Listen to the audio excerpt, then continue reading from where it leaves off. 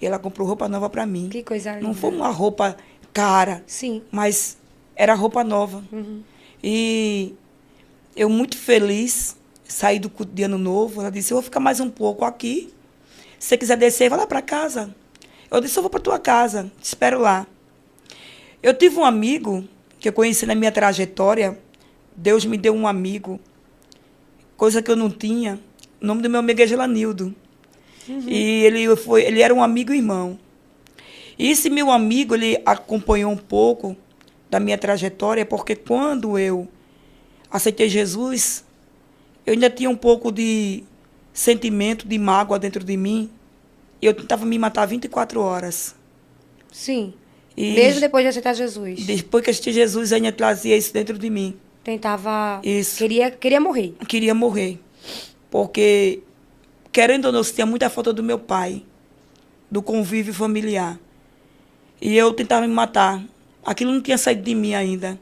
E esse meu amigo me acompanhava com medo de fazer com coisa errada, né? E eu disse... Eu sempre disse a ele que não ia fazer, mas vinha aquele pensamento, mau pensamento. Mas Jesus me libertou depois que ele me batizou com o Espírito Santo. Na trajetória em diante, que eu comecei a pregar e que Jesus começou a me revestir da sua graça, aquilo foi embora de mim, graças a Deus. Amém. Mas neste culto de Ano Novo, eu já liberto desse sentimento, mas ele ficava com receio. E ele disse, eu vou lhe acompanhar para você não ir só. E eu disse, bora. A irmã ia dar um banquete na casa dela, bora. Eu não sou dono da casa, mas vou lhe convidar, vamos. Está lá os filhos dela, vamos. A gente foi. Quando a gente chegou no meio do caminho, eu vi uma grande multidão. E eu disse, como é que a gente vai passar por aí, essa grande multidão aí agora? Vamos ter que dar um rodeio bem grande para poder chegar em casa. Vamos ter que voltar pela rua Santa Luzia, para poder passar por dentro das ruas todinhas lá, sair por trás da igreja de São José, para poder chegar na casa da irmã. Aí ele disse, vamos, tá cedo. Eu digo, não. Eu vou encurtar caminho, eu vou enfrentar a multidão. Vou romper a multidão. Vou enfrentar a multidão. Ele disse, você tem coragem? Eu disse, tenho. Mas ele não sabe nem o que é aquilo dali. Eu digo, seja o que for, eu vou lá. Vou passar. Quando a gente chegou no meio da multidão, a gente observou que tinha um palco bem grande no meio da rua. E era uma missa da Igreja Católica. Missa de final de ano. É aquela igreja católica que tem no tabuleiro? São José. A igrejinha São José. Eu disse, ei, aí é uma missa. E agora? Ele disse, se a gente ficar aí dentro, vão pensar que a gente está trocando as bolas. Eu disse, mas a gente só vai passar. Ele disse, mas vai deixar a gente passar na multidão dessa? Eu disse, vai. Quando a gente começou a enfrentar os primeiros irmãos da Igreja Católica lá, quando chegou no meio, que eu me deparei de frente ao palco, eu vi o padre celebrando a missa. Quando eu vi o padre, foi amor à primeira vista. Meu Deus, ela se apaixonou pelo padre. O homem estava celebrando a missa ainda. Celebrando a missa. Eu parei Parou, assim. encarou ele. Encarei. Os olhares se cruzaram, os olhares. Não, ele não me viu. Ele estava tão focado na missa que ele não me viu, mas eu vi. Eu parei, ele me puxando, meu amigo, não, pera aí, calma. Que padre bonito é esse, pelo amor de Deus. Ele disse, você é louca. Vai paquerar o padre agora? Eu digo, não, peraí. Aí eu me lembrei da palavra que o pastor disse. Se vós estiverdes em mim e a minha palavra estiverdes em vós.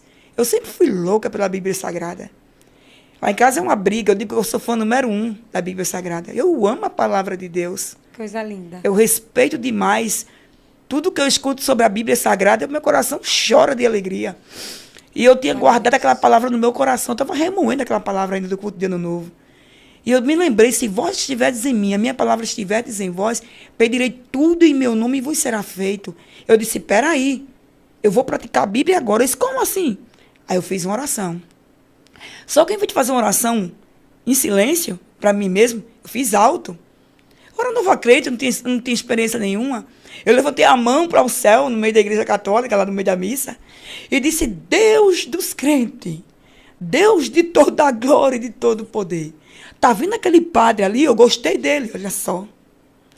Aí perto de mim tinha uma mulher da igreja católica lá.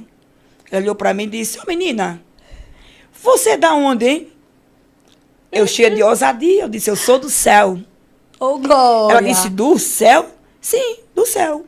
Ela disse, não, de qual igreja? Disse, da Assembleia de Deus. Ela fez, só podia ser. Aí eu disse, por quê? Se vocês são loucos. Aí eu disse para ela, loucos porque só pede aquilo que não pode obter. Eu disse, por mim não, mas ele pode. Eu disse, peraí, moça, deixa eu terminar de orar. Senhor, quando aquele padre entrar na sacristia, liberta ele. Ensina o verdadeiro evangelho para ele. Salva ele. Batiza ele com o Espírito Santo, porque para andar comigo tem que ser crente de fogo. Que eu quero me casar com esse padre. A mulher olhou para mim e disse, de novo? Eu disse, não, agora é casamento. Meu Deus do céu, não dá para acreditar um negócio desse. Gilanildo olhou para mim. Glória a Deus. E disse, Silvana, você é louca. Até o crente da Assembleia de Deus não disse ser louca. E ele começou a rir, você é louca. Ai, Jesus, eu creio. Vamos embora, vamos que eu quero comer. E nós saímos. E nós saímos rindo. E na hora que a gente saiu, a gente passou a madrugada todinha rindo do que eu tinha orado, ele falando lá para a irmã, e começaram todo mundo a rir. Pediu o padre para o Senhor. Passaram-se 2 anos. 2 anos. Nesse percurso você não encontrou ninguém, você não se cantou por ninguém. Ninguém. Mas o padre estava... Não. Durante esses 2 anos, eu esqueci do que eu tinha orado. Evelyn, o que acontece muito na vida de muitos crentes é o seguinte. Eles pedem e esquecem. E Deus realiza.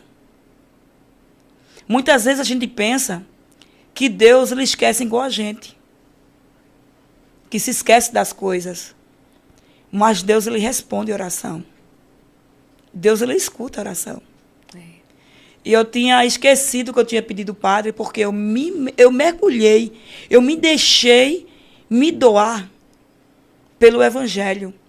Esses 2 anos, eu me dediquei só a pregar na rua, ganhar almas para Jesus, vigílias, consagração, ciclo de oração. Comecei a dirigir ciclo de oração na sombra dos eucaliptos, com a irmã Elisa, saudosa irmã Elisa. Eu era vice do ciclo de oração, ela era dirigente. E eu me mergulhei no oceano do Espírito. Não me preocupei com o namoro, nem noivado, nem casamento. Eu entreguei totalmente a minha vida a Deus. Eu esqueci de mim e mergulhei a minha vida totalmente em Deus. Passaram-se 2 anos. E eu me lembro que tinha um culto de rua que foi adiado 6 vezes. Como Deus é perfeito. Às vezes, a gente não entende o trabalhar de Deus e chegamos até a murmurar, a achar que Deus tem que fazer do nosso jeito. Mas Deus ele sabe como trabalhar. Ele sabe como executar as coisas. Deus é perfeito em tudo que faz. E muitos irmãos questionavam, ficavam furiosos, porque toda vez que esse culto era marcado em ação de graça, que era o culto de um jovem que saiu das drogas, e a mãe estava no culto em ação de graça, pela salvação da sua vida, chovia. Dava uma tempestade nesse culto, neste dia que não tinha culto. E as pessoas murmuravam, diziam, que é isso? Será que Deus não quer esse culto? Mas Deus queria o culto no momento certo. No tempo dele. No tempo dele. E eu me lembro que nesse dia fez um sol, uma coisa mais linda do mundo. E os irmãos, à noite vai chover, sempre foi assim. Eu disse, não, o dia é esse. E o sol permaneceu.